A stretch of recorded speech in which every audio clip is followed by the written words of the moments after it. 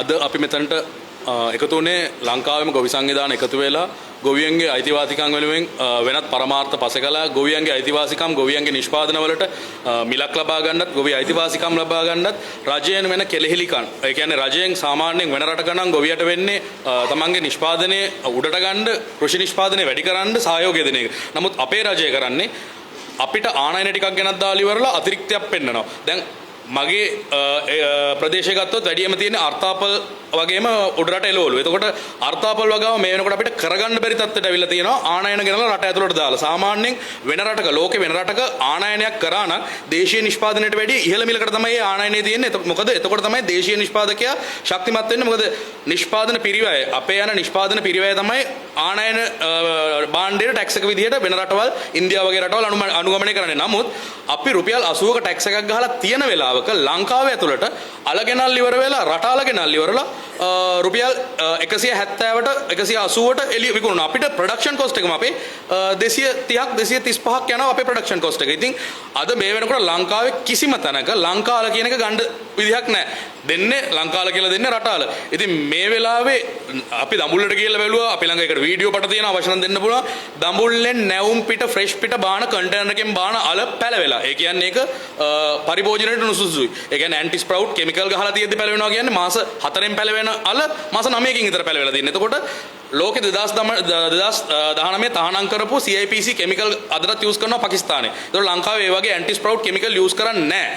එතකොට හොඳටම මේ ලංකාවේ හොටෙල් ක්ෂේත්‍රයේ ඉන්න කෙටි කෑම හදන කට්ටිය දන්නවා රටාල දාලා කෙටි කෑම හැදුවම ඒක පිලුම් වෙන්නේ නැහැ. ලංකාවේ දාලා කෙටි කෑම හැදුවම ඒක පිලුම් වෙනවා. මොකද අර කෙමිකල් ක්‍රියාකාරීත්වයේ තියෙනවා අධික උෂ්ණත්වයක් යටතේ වුණත්. එතකොට ලංකාවේ කිරි ඇරෙන්න දෙන්නේ අපි ළමයෙකුට දෙන්නේ අලනේ. එතකොට ඒ අල ගෙඩිය කෑවම හරියටම හරි එතකොට එන ඝනාහාරයක් කියලා දුන්නම ඝනම තමයි ඒක.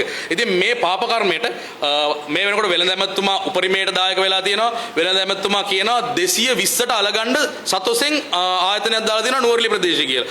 නුවරඑළිය ප්‍රදේශයේ 220ට අලගන්න ආයතනය දාන්නේ හෙක්ටර් කොබ්බෑ ගඩුවකින් මීට අවුරුදු 3කට අපේ ප්‍රොඩක්ෂන් කොස්ට් එක 220යි කියපු අවකාශයක.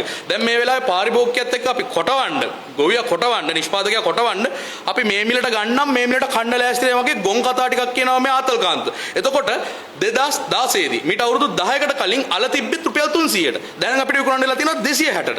ඉතින් සාමාන්‍යයෙන් අල කිලෝයකින් රුපියල් 20ක් ලාභ තිබ්බොත් නුවරඑළිය අක්කරයක ඉඩමක් තියනවා කියන සාමාන්‍ය යමක් කමක් තියෙන මධ්‍යම මාන්තික මිනිස්සෙක්. එතකොට මේ මිනිස්සුන්ට රුපියල් 20ක් තිබ්බොත් අක්කරයකින් අවුරුද්දට හම්බ වෙනවා එක කන්නකට 8 දාගන්නේ 16000ක්. එතකොට ගණන් හදලා බලන්න රුපියල් 20 ඔය ගාණෙන් වැඩි කරාම රුපියල් 800 ගාණක් තමයි මේ මිනිස්සුන්ට දවසේ ආදායම. එතකොට අපි රුපියල් 4500කට 5000කට ගෙට්ටු වෙන්න පඩි ගෙවනවා අපේ කම්කරුවෙකුට. එතකොට මේ වගේ තත්යකට අලගොවිය ඇදලා දාලා තියෙනවා. එතකොට කෘෂිකර්ම දෙපාර්තමේන්තුවේ මේ ඇතුලේ කියනවා 140ක් නුවරඑළිය ඇතුලේ අල කියන එක නිෂ්පාදනය වුණේ නැත්නම් අනිත් එළවලු වැඩි වෙලා අතිරික්තයක් ඇති වෙනවා. මොකද අපිට ආසන්න රටවල් අපිට වැඩි ප්‍රොඩක්ෂන් කොස්ට් එක අඩුයි. ඒගොල්ලෝ ජාත්‍යන්තර වෙළඳ පොළට ඒ ටික අපනයනය කරන අපිට වැඩි අඩුවට. අපිට අපනයනය කරන්න බෑ. අපි දේශීය නිෂ්පාදන අපේ දේශීය වෙළඳ පොළට තමයි දාන්න ඕනේ. එතකොට අපිට කැරට් බීට් ලීක්ස් කියන දේවල් ටික වැඩි වෙනවා. අල මේක ඇතුළේ වැඩි වුණා. මේ වගේම ලුණු මේක ඇතුළේ වැඩි වුණා. බඩේරිඟු මේක ඇතුළේ වැඩි වුණා. එතකොට ඒ මහා පරිමාණව කරන අල ලුණු බඩේරිඟු කියන වගාවල් ටික ඒ ධනපති ගොවියෝ කරන වගාවල් ටික ලංකාවේ කරගන්න බැරි වුණාම ඒ මිනිස්සු අනිත් මිනිස්සු හදන කැරට් ටික බීට් ටික ඔය පාරවල් අයිනේ විකුණ ගන්න බැරුව දාලා යන අඬන වට්ටක්ක ටික හැදෙන්නේ එතකොට අර වගාවල් නැති වුණාම මේක වැඩි වෙනවා. අතිරික්තයක් එනවා. ඊට පස්සේ ඇමතුමා ආවිල්ලා පම්පෝරි ගහනවා ඒගොල්ලන්ගේ මේ ක්‍රියාවලිය නිසා කෘෂි කර්මාන්තයේ අතිරික්තයක් මගුලක් නැහැ. රටෙන් අනවශ්‍ය ලෙස කිසිම යුවක් බවක් නැතුව ගෙන්නපු එකයි මෙතන තියෙන්නේ. අද රජයට බැරි වෙලා තියෙනවා රජයේ පහුගිය රජවල වලින් හදපු උෂ්ණත්ව පාලිත ගබඩාවේ ලයිට් බිල ගෙවා ගන්න රජයට බෑ.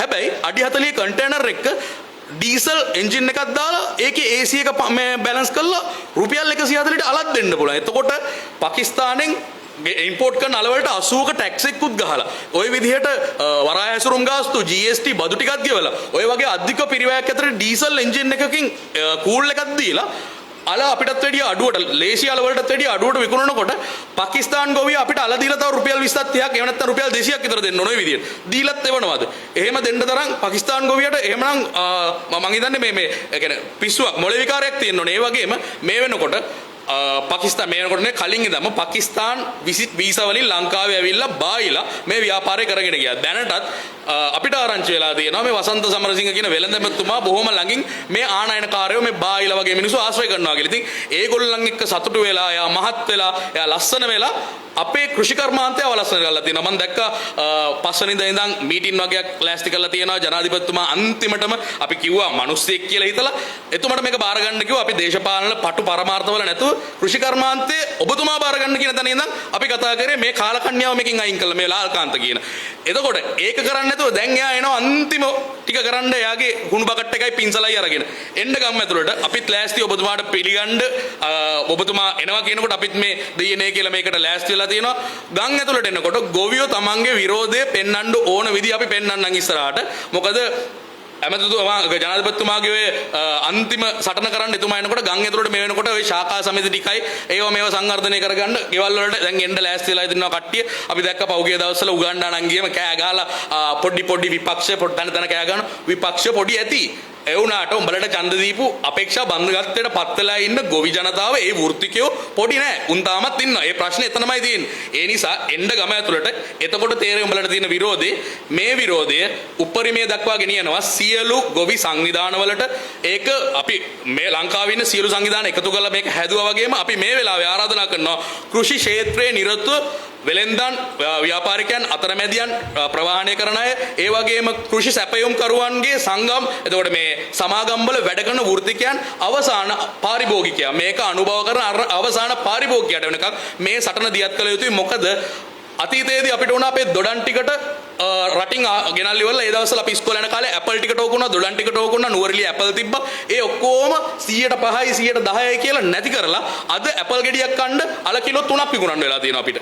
අද ඇපල් ලංකාවේ නැහැ. ඕක වෙනවා තව ටික දවසකින් අර්ථාපල් වලටත්. ඕක වෙනවා තව ටික දවසකින් ලොකු ලුණු වලටත්. එතකොට බඩිරුඟ වලටත් ඕක වෙනවා. ඒක කරලි වරලා කොමිස් ටික කොළඹින්න සීමිත මුදලාලිලා පාකිස්තාන් ජාතිකයන්ට කොළඹින්න අතර වෙනසදී මුදලාලි ටික පෝෂණය කළා ලංකාවේ ගම් ඇතුළට සල්ලි එන දේශීය කෘෂි ව්‍යවසායකයාට සල්ලි එන ඒ ව්‍යවසායකයා හරහා ජීවත් වෙන කම්කරුවන්ට ගම් ඇතුළට සල්ලි එන වැඩපිළිවෙල නවත්තන්නයි හදන්නේ. ඒක ඇතුලේ මේ ඉඩම් ටික වෙනත් රටවල් වලින් එන ව්‍යවසායකයන්ට එහෙම නැත්නම් කොම්පැනි වලට දෙන ලස්සන ප්ලෑන් එක මේ ආණ්ඩුව කරගෙන යනවා. රනිල් වික්‍රමසිංහගේ කාලකන්ණි අර වෙන්දේසිය මුං එයාගේ නම නැතුව ඊට වැඩිය පුළුල් ලෙස කරගෙන යනවා. මේක මහත්ම විපාක දෙන ඵල දෙන දරුවන්ට පවා සාප වෙන දෙයක්.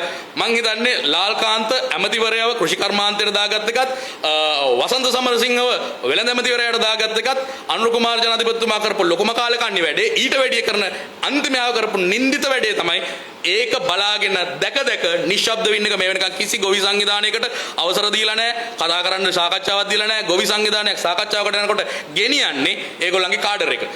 උද්ඝෝෂණය කරන්නේ සංවිධානය ගෙනියන්නේ ඒගොල්ලන්ගේ පක්ෂයයි. ඔය නින්දිත වැඩේ කර ඉන්න බිත්තිය අයිනට හේතු වෙන තැනදී මේ සියලු සංවිධාන ගොවියෝ විතරක් නෙවෙයි වෘත්තිකයෝ එතකොට තවත් රාජ්‍ය සේවකයෝ පෞද්ගලිකාංශය සියලු දෙනා එකතු වෙලා විශාල අර්බුදයකට ගිය අරගලයට වැඩි ලොකු අර්බුදයකට ඔබතුමාලට මුහුණ දෙන්න වෙනවා. මේක නැග්ගේ ගැටුමකින් ඒ නිසා ගැටුමකින්ම විසඳෙයි. බොහොම ස්තුතියි.